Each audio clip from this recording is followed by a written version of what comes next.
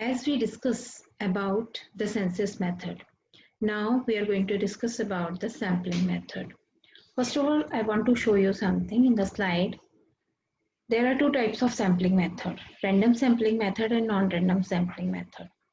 Random sampling method consists simple random sampling and restricted random sampling. Non-random sampling method consists judgment sampling, quota sampling, and convince sampling. Now I will elaborate both type of sampling to you. First, random sampling. Method where the samples are selected at the random. In this method, every individual unit has an equal chance of being selected. Methods under random sampling: lottery method, table of random numbers, and exit poll. All three are very easy. Already we know about them. In general, our general knowledge about all these things are very new. You know about the exit poll that we most probable parties are taking at the time of election. Lottery method, when we are selecting anything from many of them, we will, if we want to select one or two or three, then we will using the lottery method. And the number table of random numbers means row and columns are there, and we will select from them one or two things. So that is called the table of random numbers. I will explain this thing in detail.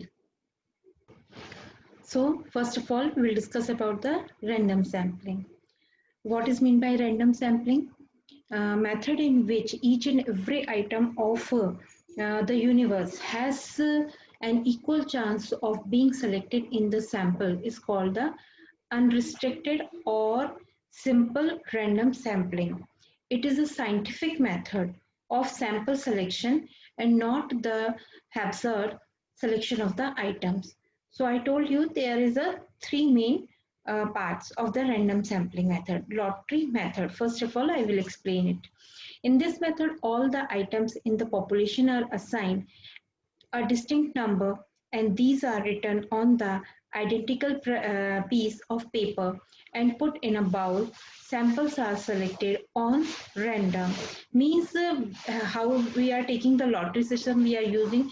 We know that the five or six consistent people are there or things are there.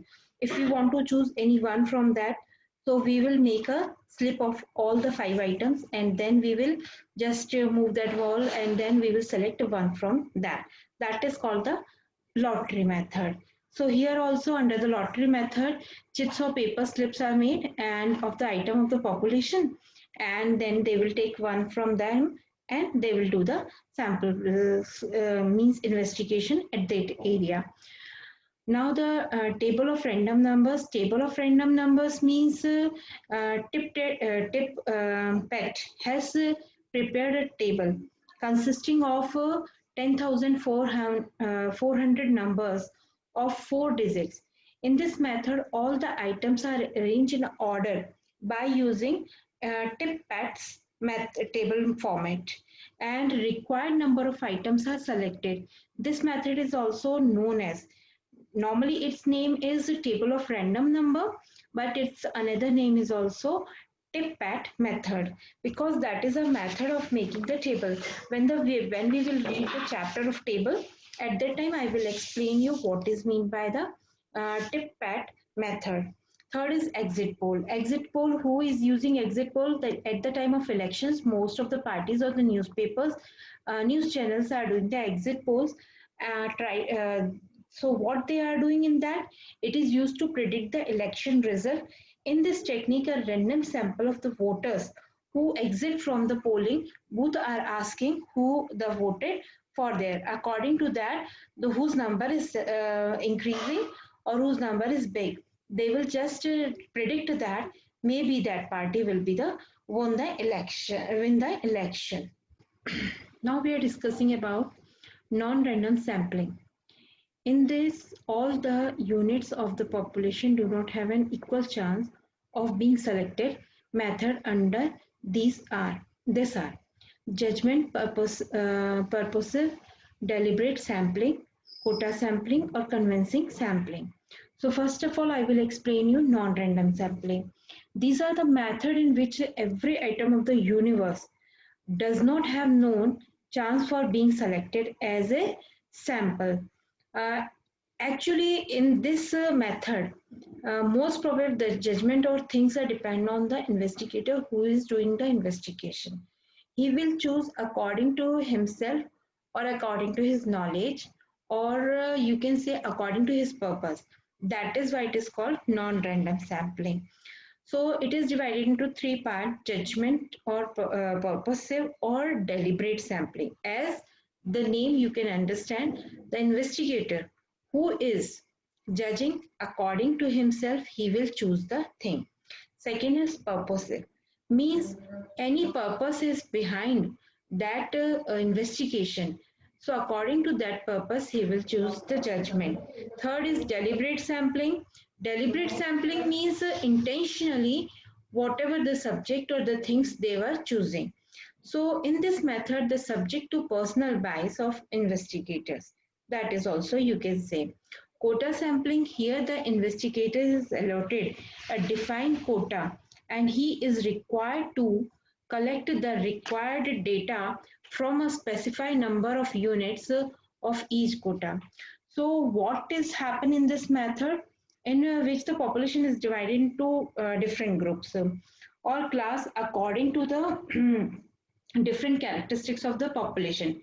It is called quota sampling.